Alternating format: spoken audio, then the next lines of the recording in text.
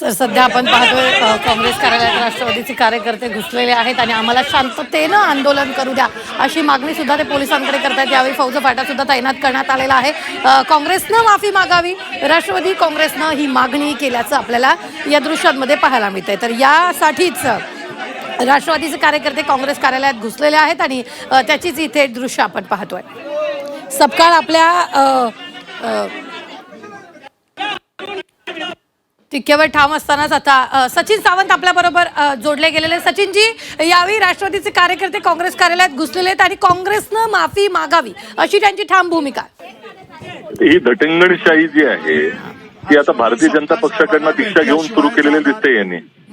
त्यामुळे सत्तेचा माज जो दिसतोय की आम्ही कुठेही घुसू शकतो, कोणाच्याही विरोधामध्ये त्या ठिकाणी काहीही करू शकतो, आम्हाला कोण विचारणार आहे, हा जो काही अहंकार आलाय आणि जो काही आता माज आलेला आहे हा निश्चितपणे लोकशाहीमध्ये अभिप्रेत नाही। याचा आम्ही जाहीर निषेध करतोय। पोलीस व्यवस्था काय करते हा प्रश्न आम्ही त्या ठिकाणी विचारतो की ह्या अशा पद्धतीचं आंदोलन जेव्हा होताना आम्ही जेव्हा आंदोलन करतो त्यावेळेला पोलीस आधीच आलेले असतात। ही काही यांना मुभा दिलेली आहे का?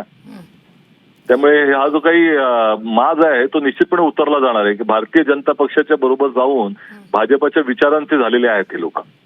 बरं सचिनजी, ते जे कार्यकर्ते तिथं आंदोलन करतायत राष्ट्रवादीचे, त्यांचं स्पष्ट असं मत आहे, त्यांनी माध्यमांना सुद्धा त्या संदर्भातलं बाईट दिलंय। त्यांचं असं मत आहे आमचा वाद काँग्रेसची नाही, आमचा वाद ज्या व्यक्तीने ही टीका केली आहे त्या व्यक्तीबरोबर आहे आणि त्या व्यक्तीनं माफी मागितली। लॉजिक आहे हे काय म्हणजे मूर्खपणाचा धंदा आहे हा।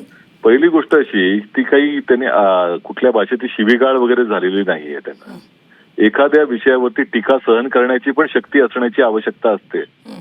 लोकशाहीमध्ये टीका होणार आणि विरोधी पक्ष करणार, त्यामधनं आपण सुधारणा करायची असते आपल्या वर्तनामध्ये, आपल्या कार्यामध्ये। ही आता भारतीय जनता पक्षाच्या माध्यमातून आता यांना विसर पडलेला दिसतोय। त्यामुळे गुण नाही पण वाण लागलेले आहेत राष्ट्रवादीला। खूप खूप धन्यवाद सचिन सावंत, काँग्रेसचे नेते आपल्याबरोबर जोडले गेलेले होते। मात्र आपण जर पाहिलं तर राष्ट्रवादीच्या